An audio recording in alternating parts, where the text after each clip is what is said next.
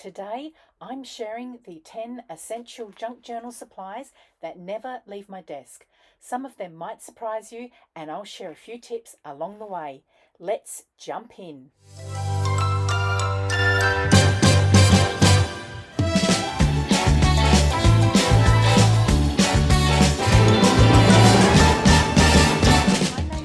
And welcome to my channel. If you're new here, thank you so much for clicking on this video. I really hope you'll subscribe, stick around and give me a chance to share some inspirational ideas with you. And if you're a returning subscriber, well, thank you. You are my crafting buddies and you have my sincere thanks and gratitude. So today we're going to talk about the top 10 supplies that I have living around my desk that I reach for on a day-to-day basis, and they've earned their space to be here. What we're going to do, we're going to clear this mat off and we're going to start with number one. Number one essential junk journal supply is tea-dyed or coffee-dyed papers. I always like to keep a good stack of these close by me on my desk. They come in handy for so many different uses. The first obviously being as a base for your junk journal page. I like to make A5 journals, so you can fold an A4 piece of paper in half and you've got an interesting texture as a base. I also like to experiment, and I use different stencils or lace pieces to create interesting and different textures and patterns on my page. Here I have used avocado, and again I've used stencils. This one's interesting. You can fold it in half, got yourself a nice page, and then turn it over and you've got a lovely little element in the corner. When I do a batch of tea dyeing or coffee dyeing, I don't even mind if I get torn pages, because we can always use these as bases for our tags, or if we've got a good sized piece we can use it to create a pocket with. I will also throw things like paper doilies into the coffee dye solution or the tea dye solution. These are a little bit crinkled up, I don't mind. Again, I can use these as collage pieces, make interesting elements, or I can use them on masterboards. There's always a way to use up your supplies. So for example, this one here, I was just looking at a whole bunch of my scraps and I came up with this lovely little piece of ephemera. Even raggedy pieces. Just put a few elements together and you get yourself some cheap, quick and easy pieces of ephemera you can make. Number two on the list is my adhesives. I've got an array here, so we will go through them briefly one at a time. We'll go for the glue stick first. I like the brand Boss Stick. This particular one is the green stick. Now the reason I like this glue is because it gives us good coverage and it's a smooth application when we're using it on the back of our paper and light cardstock. It's eco-friendly and it is acid-free. So what that means is that as our projects age, there's no yellowing and it doesn't really give that much damage to fabrics or photos or things that you might glue down. This has also been tested to EN71 safety of toy standard, so I do know that this is a safe glue. This doesn't warp the paper or crinkle the paper, and there's no mess or drips. Now the PVA wood glue, or just generally PVA glue, I like because when I'm gluing down fabric, and I use this particularly when I'm making journal covers, and sometimes I even pour the glue out into a dish and I water it down very slightly, and that makes it easier to apply. The reason I like it is because it doesn't dry with a glossy finish. It's also flexible so that the journal cover and the fabric can move and the glue will flex with it. My other glue that I like is this art glitter glue. I like to use this because it's got a fine precision point and it's very good for very fine detailed work. You can take the pin out and as you can see it's got this very fine tip on the end of it. Now the glue does tend to run a little bit, and I will give you a handy hint on what you can do to help with that. So I like to buy a bigger bottle because it can be a little bit pricier, and then I can pour it into this little bottle here, and as you can see this little bottle has been well used. The tip you can also purchase, so I have got a spare tip here. So a little tip that you can try is get yourself a little bottle or a little glass or something and put some damp paper towel in the bottom of it, and that way when you're actively doing a project and you're gluing, because you can misplace this little needle, and just store it upside down like that, and that way when you're finished your project you can just pick it up and just give it a bit of a clean, and then you can stick the pin back into it, because otherwise you're just going to be forever putting the pin in and out, in and out. So that was a little good tip that I came across that I thought I would share. The other glues that I like are these Ephemera glues. I like the 450 quick dry adhesive because it is very quick drying and it's excellent for embellishments. And sometimes, like if I'm wanting to put lace down, things like that, I will put this down. Then there is the fabric glue, which is handy again if you're working a lot with fabric. This is particularly for fabric. It's got a flexible bond and it grabs extra fast. And then you've got this craft glue as well. So number 3 on the list is cutting tools, and we'll start with scissors. So I've got an array here. I do like the Tim Holtz scissors, and I'll talk about the other scissors as well. So with the Tim Holtz scissors, the reason I like them is that they're very, very good quality. They always stay sharp. So I have a smaller pair, and I do find their handles are soft, and if you're cutting for long periods of time, like fussy cutting, I find them very, very soft and not so hard on my joints. So there's this one here that I have, and then this one here is a new one, and the reason I like this is because if I undo that, as I'm doing the scissor motion, I can use this as a lever. So again, it helps. I don't think I've got arthritis or anything like that, but I do get a little bit of joint pain. So I find this really, really good. And also because it's a longer blade, it's helpful. Like this one here is good for smaller cutting projects, but this one, if I'm having to cut bigger pieces of paper, I reach for this pair.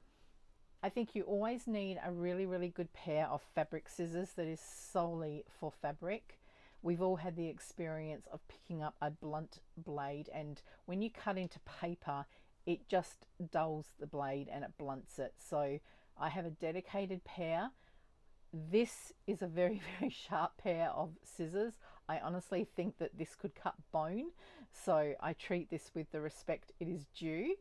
And I have visions of my mother who got very grumpy when we touched her fabric scissors. As you'll see by this image, I think a lot of us can relate to this. So a good pair of fabric scissors, and I love this little piece of fabric here, and I've stuck it on there so we know these are the fabric scissors. So a lot of sewing and fussy cutting that we do in our craft. So I have a small pair of scissors. This is good for snipping threads, but it's also good for fussy cutting, really tiny little images. And then this is a handy little tool. It's got a little rounded curve on the blade on the scissor there, and that is good for like when you're doing embroidery projects. You can just reach under the little stitches and you can snip, or you can if you're doing fussy cutting, you can go around the curves and just get in there and get the detail if that's what you like to do. Also included under cutting tools are my paper trimmers. So I have this Fiskars paper trimmer. This is really good for when I'm doing bigger projects, like when I'm making journals and I want to cut down paper sizes. And it's got a nice guide here, and it's got the measuring tool here, and then you can also bring this arm out, and that will go to easily incorporate 12-inch scrapbook paper size. It goes to over 15 inches, and that's probably 39 centimeters. And then it's got a blade that runs up and down. So I do find this very good for the larger projects. Then this one here, this is a Couture Creations. I know Tim Holtz does one. I know there's quite a few of these mini little paper trimmers, but these are good just for like if you want to cut little tags down or postcards or just smaller projects that you don't need to have the bigger paper trimmer. So number 4 on the list is rulers and also tear rulers. So we'll talk about the rulers first. I have got a few here that I do like to keep a hold of.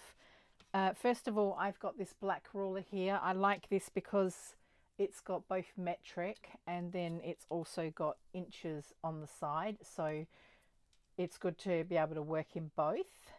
I also have a metal ruler and I do like this one because it has very wise words of wisdom.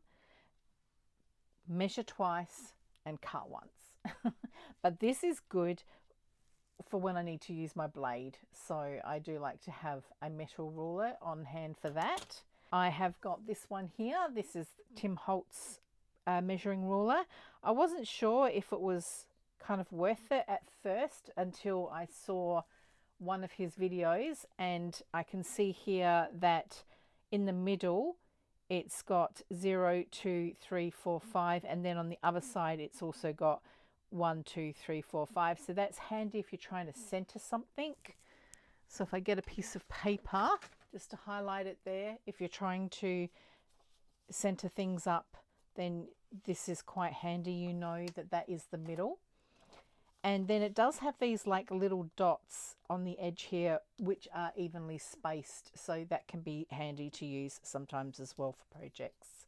A small ruler like this is very handy as well. Now, tear rulers, I have got this We Are Memory Keepers.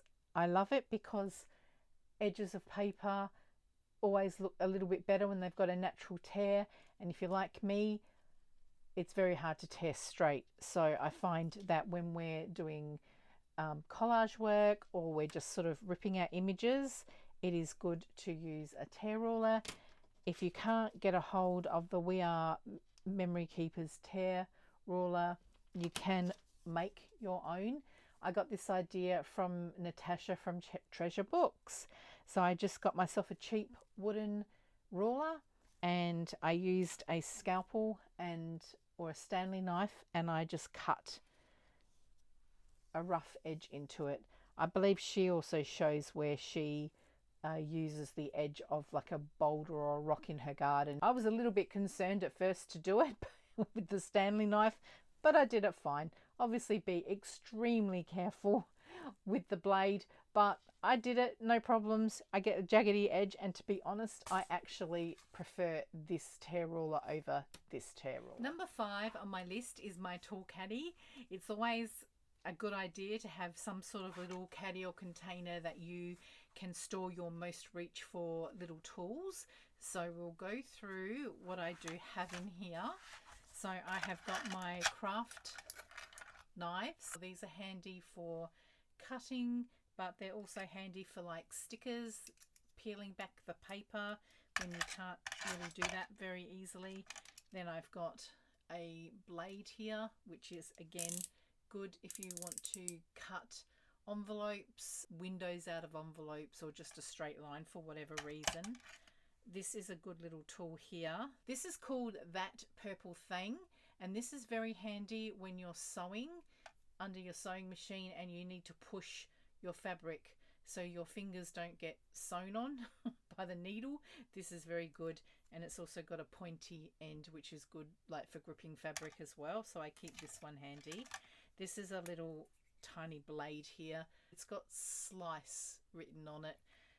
This is good for washi tape. For example, like if you've got some washi tape but you want to neaten off the edge, and so you just use this blade here. This is a stapler unpicker.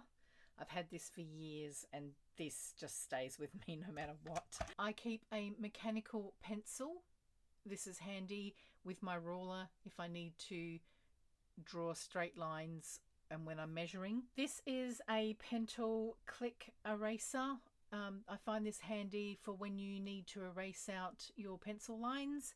You just can pull the little click down the side and you can get more eraser as you need it.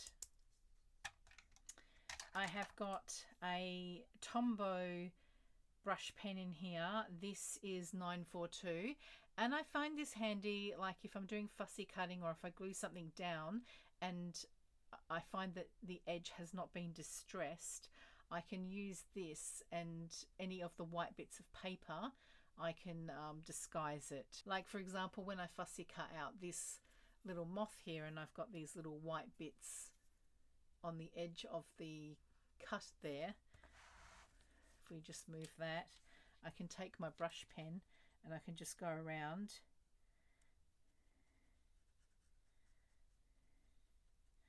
and you can just colour it in so it doesn't stand out.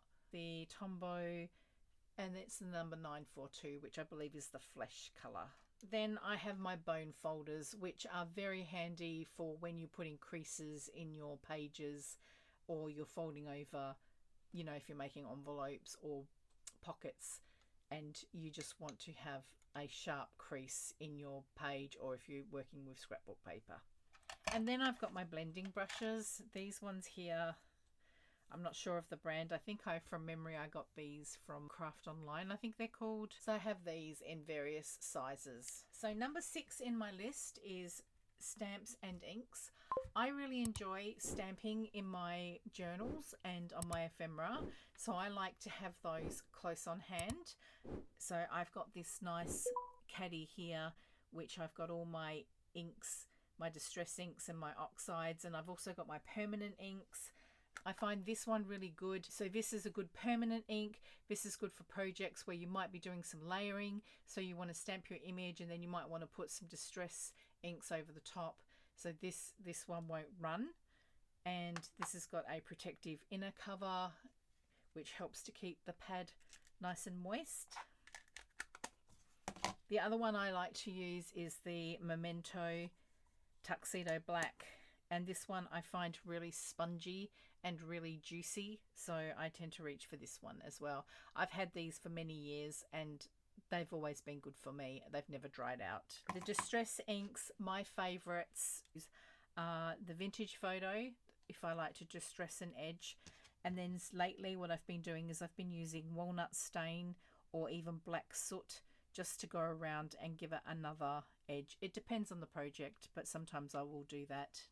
I also have these mini distress inks, and I find that Gathered Twigs is another good option if you want an alternative to Vintage Photo. Okay, so number 7 would be my acrylic containers. I like to have these next to me within easy reach. These have got go-to supplies such as my tweezers, my cheesecloth, my laces, and then I've got another one which has got my craft eraser and my bone folder, etc. Here, we'll bring a couple down and you can have a look. So this one here, it's got my paper clips at the back, but it's also got a variety of my tweezers. So I tend to go for these type a lot, but you have got several different ones that you can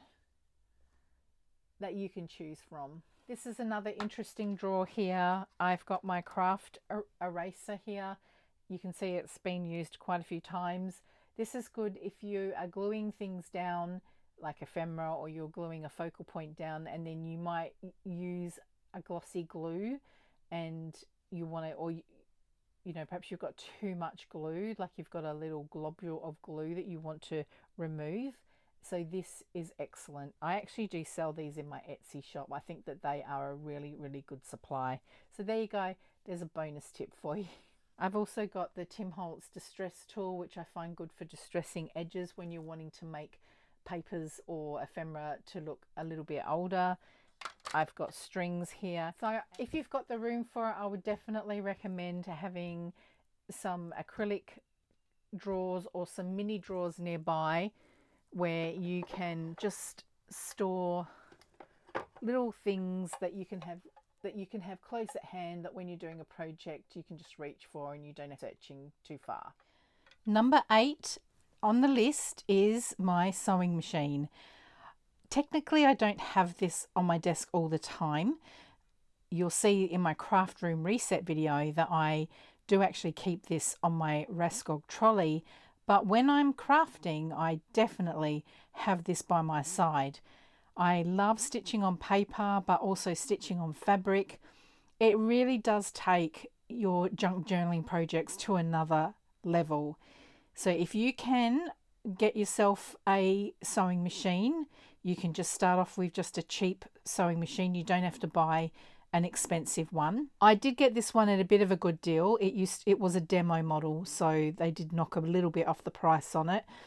It's got a few stitches, it's got your straight zigzag, and then it's got a limited decorative stitches. I really enjoy the effect that it brings to my projects, and I would not be without one. I would replace this in a heartbeat if something ever happened to this sewing machine. As far as needles are concerned, I will use the 130-705 universal. I also think it's 8012, if that makes any sense. It's the one on the right there. But I've also got a leather needle, and I've also got a jeans needle. That's for more heavier fabrics. Just saves you breaking a needle. That's a little tip I can pass on. Number 9 on the list is markers and pens. I like to use them to highlight, maybe to distress an edge, or to actually draw a border around something, which is another way of highlighting. So you could highlight with white, or you could highlight with black.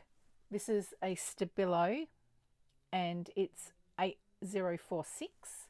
So for example, if you took this piece of paper here and you wanted to, say for example, glue it down on a piece of paper, say you wanted to put it there because you wanted to write about it, but because it looks a little bit bland on the page, or you want to create a border around that, so you could take your Stabilo pen and you could just, those white bits where we use the tear ruler, you could just go over it with the Stabilo pencil, and you could just trace around the edge and just give it a nice highlight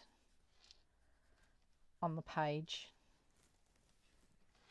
I think you can see the effect there that I'm talking about. Have a look. And if you had the white, for example, and say you wanted to, I don't know, maybe you wanted to write something about this and you wanted to actually write on the picture, you could use your white gel pen. I'm not going to, but for example, you could just use, you could create a box there and then you could write something inside that. I have various ones, so I'll hold them up for you so that you can have a look. I do like a sepia brown, so I tend to keep blacks, greys, sepia brown colors. This was something that I bought very early on. They are the numbers on the lid there. I find a use for those, and sometimes it's good to have a choice and you can work out which one you want to use. And last but not least is number 10, and that is my authentic vintage ephemera. I mean, we can't possibly do a junk journal project without at least including 1 or 2 or even 3 of these wonderful pieces in the junk journal, and I do have a small one at the back there as well. So these are just, you know, things that I've picked up as I've been thrifting, or I've come across on Facebook Marketplace or Gumtree, or perhaps I've even purchased some of these on Etsy. I would tend to do that if I was doing a particular themed journal, and then I might want to include something around that journal, and then I will have whatever's left over and I'll pop it in here. I have it on my desk so I remember that I've got it, because if I tuck it away somewhere I tend to just forget about it, and I've come to the point in time where I'm ready to part with some of this. So while it is on my mind, I did want to take this opportunity to thank you so much for my warm welcome back on my craft room reset video. After being away for so long, it meant the world to be welcomed back so warmly. So thank you from the bottom of my heart. That brings us to the end of my 10 essential supplies that never leave my desk. I hope you enjoyed this video and found a few helpful ideas. If you did, please consider giving it a like, leaving me a comment, and subscribing for more junk journal inspiration. And if you really loved it, you can even give the video a hype in the first 7 days to help it reach more crafters. If you'd like to see more, you can check out these videos here. Until next time, take care, have a jolly good time, and I'll see you in the next one.